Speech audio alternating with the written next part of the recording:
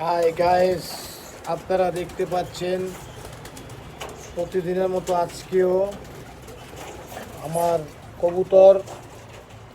আর এই কবুতরের জন্য অনেক কিছু আমার ত্যাগ করতে হয়েছে। তারপরও আমি এই কবুতরকে ছাড়তে পারি নাই। কবুতর আমার জান, কবুতরই আমার প্রাণ। কবুতর না দেখলে আমার ভালো লাগে না। এই যে দেখতে পাচ্ছেন, দেখেন আমার কাছে কী কী আইটেমের কবুতর আছে দেখেন।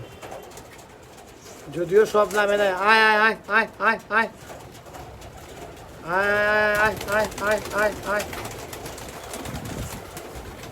আয় আয় আয় আয় আয় আয় আয়।